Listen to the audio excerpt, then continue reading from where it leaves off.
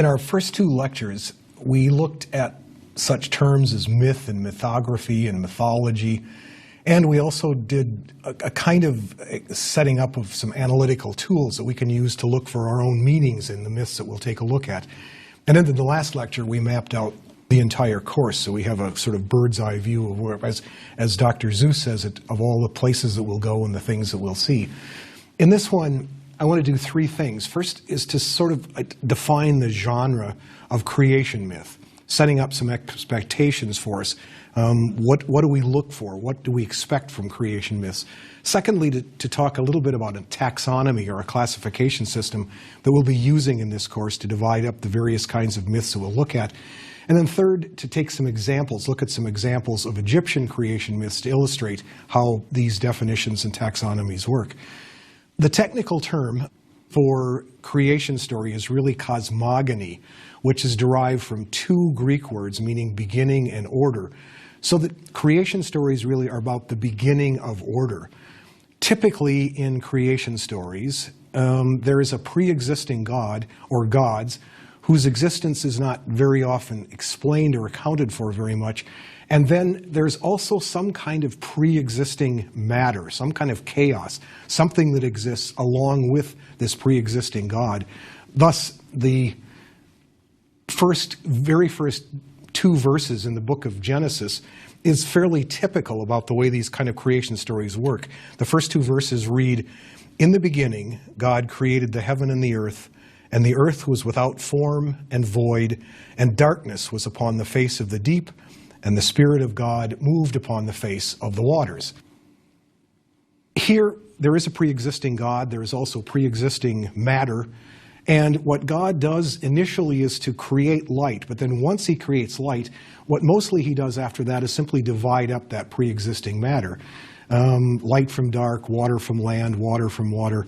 And so what's initially muddled and confused and divided becomes ordered, becomes structured. And that's what creation stories really do. If we ask ourselves, what kind of questions do creation stories try to answer, we can let Clyde Ford, in his book, The Hero with an African Face, give us a list of things that he thinks are really important for creation stories. First is, how is order established out of chaos? How does the chaos give way to order? How does the undifferentiated unity break into the many? How does the unmanifest become manifest? Once the circle is open, how is it closed again? How does, moving from unity into differentiation, how does that differentiation give its way back to unity? How does the plenitude return back to the void? These are some of the questions that creation stories typically try to address. In human terms, the question is really the same question. That is, how does individual human life, how does my consciousness emerge from the mysterious mystery preceding it, and then how does it again dissolve back via death back into that unknown? As we've said, in so many ways we'll discover in these creation myths that the individual creation story and the cosmic creation story have amazing parallels between them. But we also know, if these are some of the big questions that creation myths try to answer, we also know that myths are multivalenced. Doty's toolkit back in the first lecture reminded us that there are many, many different questions we can ask of myths. From the 19th century on, we've known that myths are functional in that they reaffirm a culture's values and practices. Many of the things that a culture believes get written into these creation myths and then fed back, so they reinforce values that the culture already believes. The people of Timor in the eastern Indonesia myth, in which there was a huge vagina that appeared out of the ground, and then creepers came out, and then people climbed out of the creepers.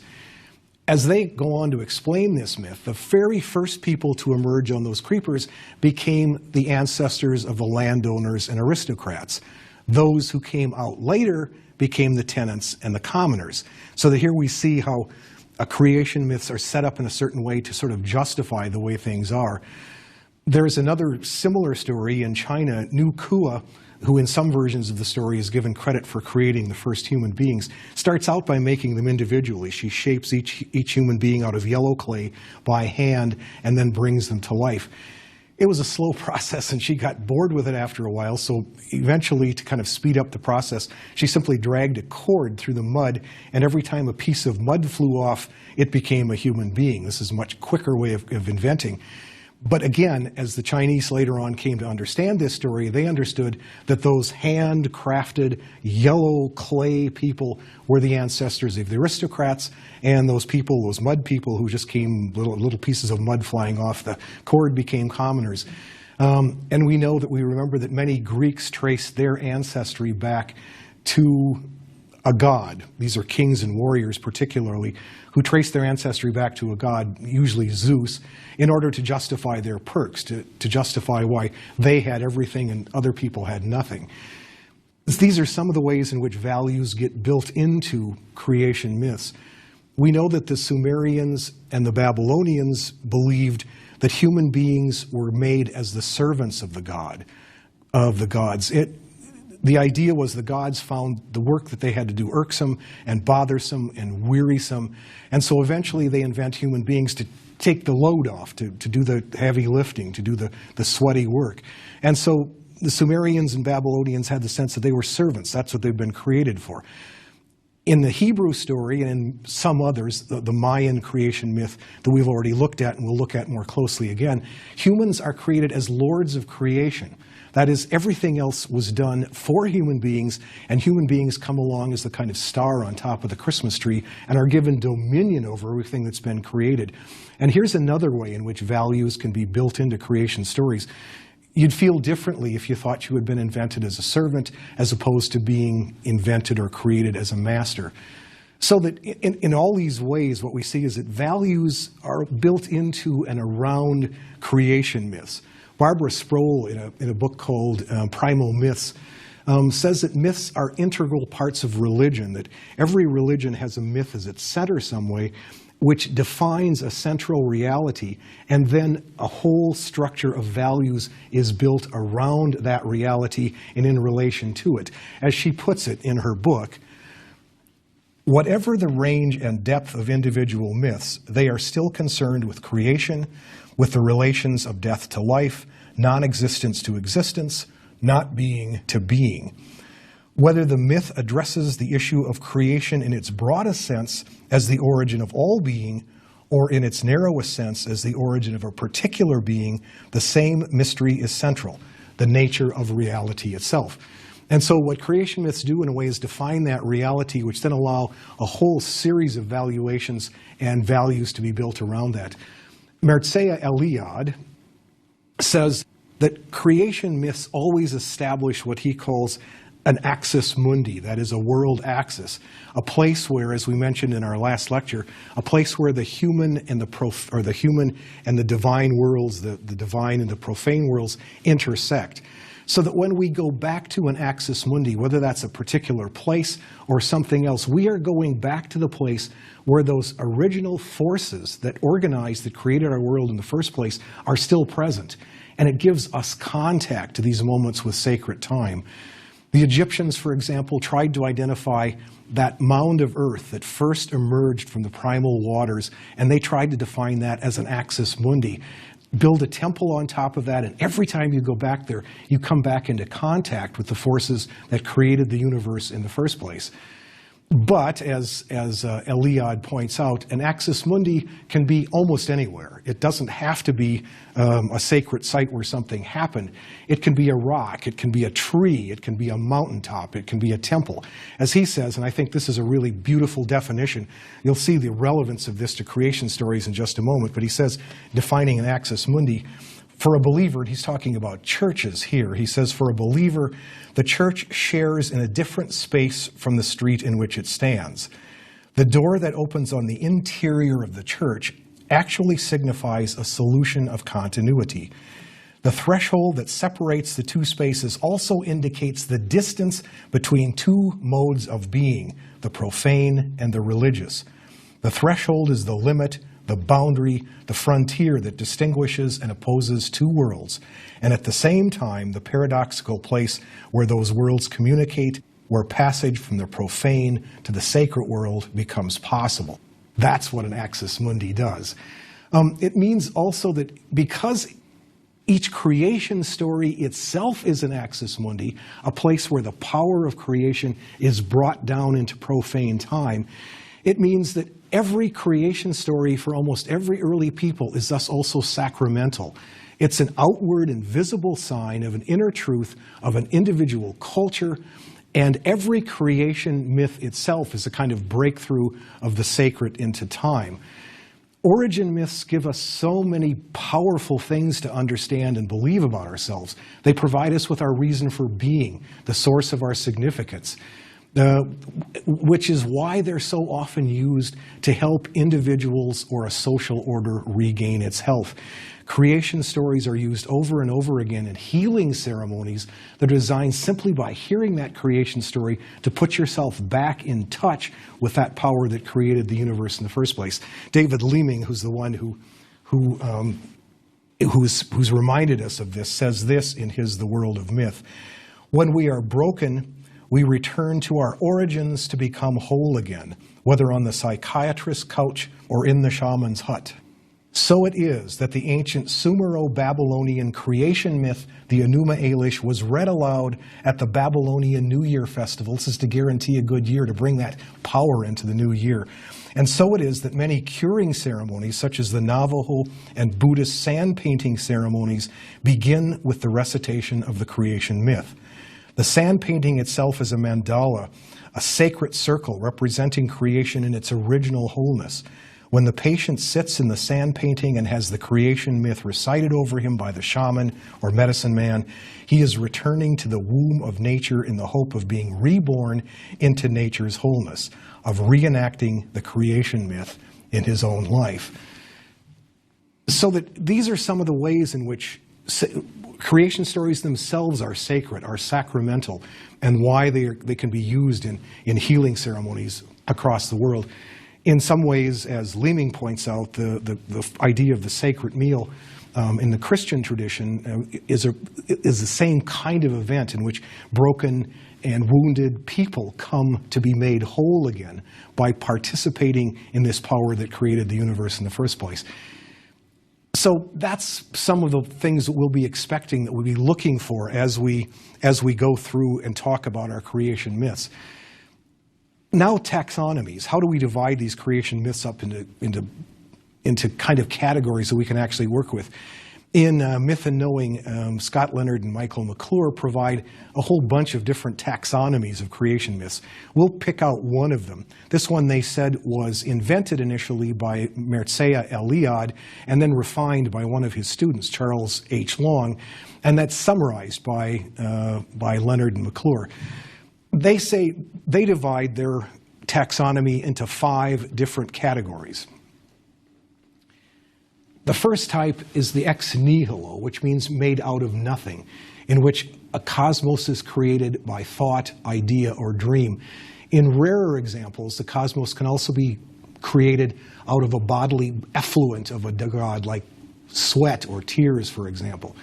The second type they listed is the earth diver type, the earth diver creation story, in which usually an animal or a lowly creature of some kind is sent to the bottom of the primal sea and is asked to bring up a bit of sand or mud, and that has stretched them to make the entire universe. The third category is what they call the breaking up of a primal unity. This can be, as we mentioned earlier, it can be Father Sky lying so closely on top of Mother Earth that the children have no room to breathe. It can be a cosmic egg floating on the water for years until it's broken open. Somehow that primal unity has to be broken to make this happen. The fourth category that they use is the dismemberment of a giant or a monster.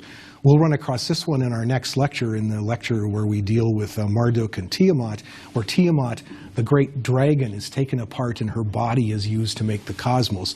We'll run across this again in the Chinese myth of Panku, and we'll run across it again in the Norse myth of Ymir, in each case in which the body of some giant or monster is taken apart and then the universe is made out of that monster. The fifth category that they list is called the emergence myth. And the emergence myth is when creatures travel from underground chambers, emerging from lowest to next higher to higher to higher to higher, until they finally emerge into this world, in the process becoming more human-like as they go from one level to the next, the emergence myth. We will illustrate all of these different kinds of myths as we take a look in the rest of this unit in future lectures, and we'll have a chance to look at them in detail. Now, I would like to illustrate what we've talked about so far just with a couple of Egyptian myths. Egyptian mythology makes a special challenge for mythographers and for scholars and readers, partly because Egyptian history lasted for such a long time. It lasted for 3,500 years, during which there were profound changes in circumstance, and all of those changes in circumstance get reflected in some way in modifications of the early stories. So when a capital city, for example, changed from Memphis to Thebes, the theology would have to be entirely rewritten to give supremacy to the local gods, to the Theban gods rather than the Memphis gods. Sometimes when this happened, older gods got absorbed by newer ones. Sometimes they got degraded. But at any rate, the new gods always have to be given a chance to show off their stuff, to become the supreme gods in the revised pantheon. Because Egyptian religion is also syncretistic, which means that they kept adding things on without necessarily eliminating anything. So many times things just simply got added on, so these stories just grew by accretion. And so that the gods became complicated, more and more complicated as they took on different functions. And sometimes gods actually, who were very different in provenance to begin with, got sort of put together. Like Atum and Re were combined at some point to make Atum Re, or Amun and Re were combined to make Amun Re. And so in all of these ways, it's been a real challenge for Egyptologists to put these stories together. And then finally, there's nothing like a standard edition, like a sacred text. There's nothing like the Quran or the Bible for Egyptian mythology. Most Egyptian myths, in fact, never got written out per se in their entirety. But the myths have had to be pieced together by allusions. Everybody seemed to know these stories, and so there was no point in writing them out completely. So allusions are made on tomb walls and coffin texts, and texts deal with something quite different. And scholars over the years have had to piece these things together to make the myth, to put it all together. The one that we'll talk about is the one that's perhaps most frequently referred to. If you're interested in looking at some of the variant versions of this, Raymond van Over, in a book called Sun Songs, gives us 4 different Egyptian myths, creation myths, and then gives us a different provenance chronologically and geographically for each one, and you can take a look at some of the differences. It's an interesting study. The one that we're going to talk about comes from Heliopolis, which was a very important religious center even before the historical times, and then continued on into historical period. This particular myth dates from about 2300 B.C.E. It's been pieced together primarily from the pyramid texts, which were hymns and spells that were designed to be written on the inside of pyramid walls. According to this myth, what initially existed was primeval waters, which the Egyptians called Nun. Nun later on became the father of all the gods. Now somehow, out of this formless chaos, this very beginning, somehow Atum is generated. And this is not very clear how this happens. Either Atum is self-generated, or the waters themselves in some ways produce Atum. Atum was later identified with that primeval mound, an axis mundi, and the Egyptians tried to discover where that was, which was the first mound that appeared out of the mud, and then build a temple on top of that. And it has been speculated that maybe even the pyramids are efforts to recreate those primal mounds. They at least have something of the same shape. This would have been a natural picture for the Egyptians, who each year, this is a natural way to think of creation, because each year they watched as the Nile flood inundated the plains, and then they would watch when the Nile flood receded, they'd watch for those mounds of earth to appear out of the water, showing above the waters. And for them, that very first mound appearing out of the earth would have been where creation started, and that would have been their real axis mundi. Atum, at any rate, whether he's self-generated or produced by the waters, realizes his aloneness and wants other creatures to share with his reality. So he either, in various allusions that we have, he either masturbated or expectorated into existence a brother and sister, Shu and Tefnut. Shu and Tefnut are not really very much anthropomorphized. They aren't given real personalities and stories and things. It's better for us to think of them, I think, as just natural forces. Shu is like the natural force of air, and Tefnut is something like moisture in the air. They mate to produce Geb and Nut, earth and sky. We've seen this. This is going to be a common theme in creation stories where an earth and sky mate. What gives the Egyptian story just a slightly different twist is that the genders are reversed from what they usually are in other stories. In this case, Nut, the sky, is female, and earth, Geb, is male. Usually it's the other way around. And people have tried to guess at why the Egyptians might have done this, why they reversed the genders. And there's several interesting possible explanations. One of them is that in most places, the sky sends down the rain which fertilizes the earth, which made it quite easy for people to think of the sky as male and the earth as female. We remember that back in ancient Egypt, it didn't rain, so that all water came from the Nile inundation and from irrigation, so that metaphor of Father Sky and Mother Earth simply wouldn't have worked as well in Egypt as it did in other places. Other people have said, no, it's probably because of the gender of the nouns. In Egyptian, earth turns out to be a male noun, and sky turns out to be a female noun, so maybe they were just following the grammar. This is making the grammar work in myth.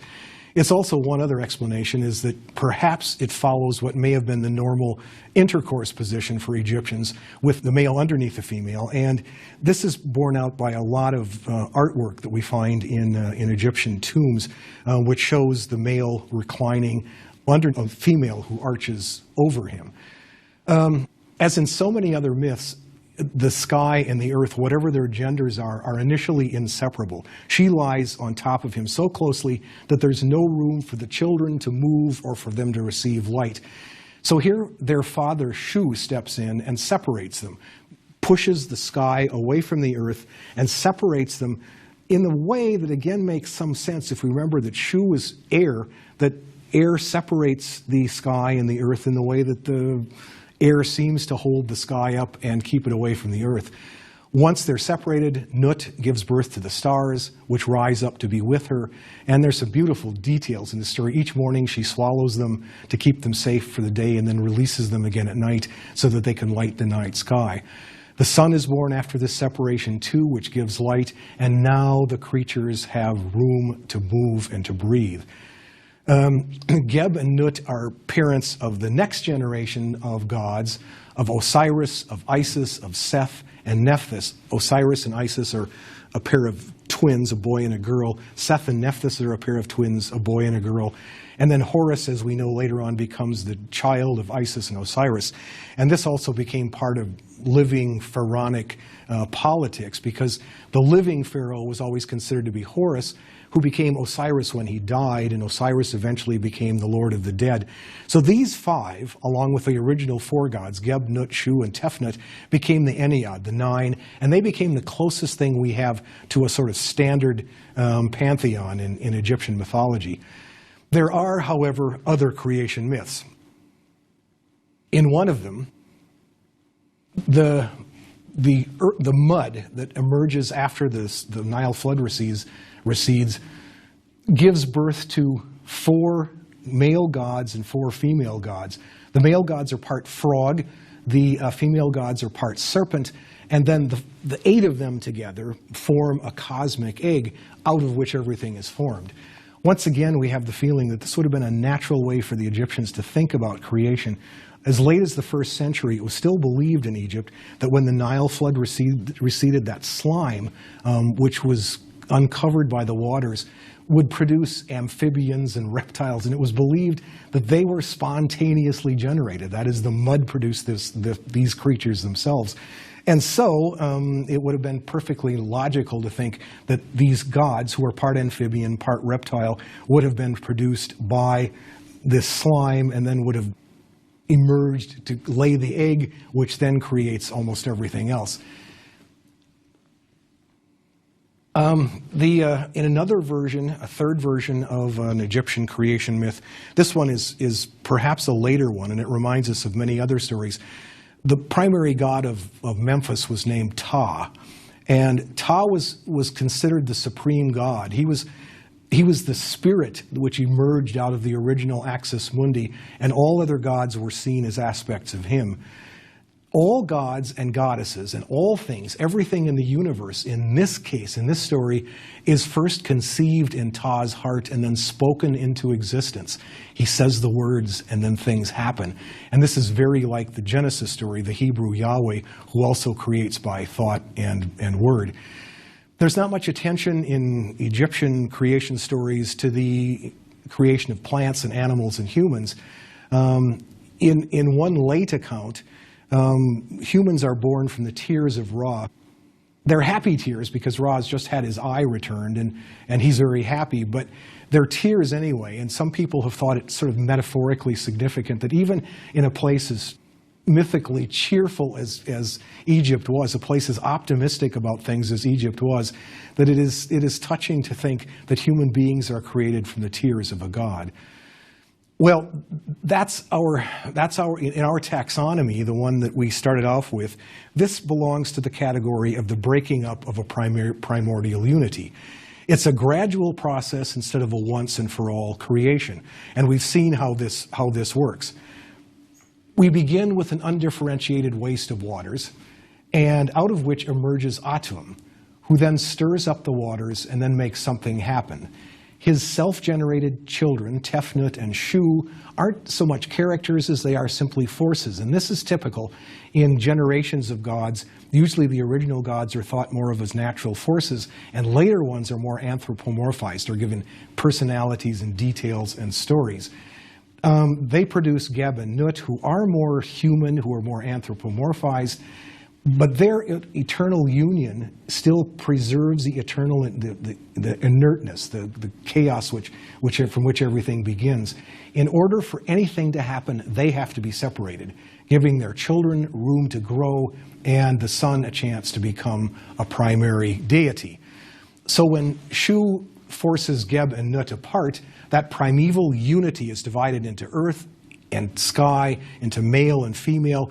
Each one now has an existence independent of the other. And this turns out to be a key moment in almost every creation myth. It makes possible growth and development and change, but it also leads to the kind of problems that men and women have had ever since.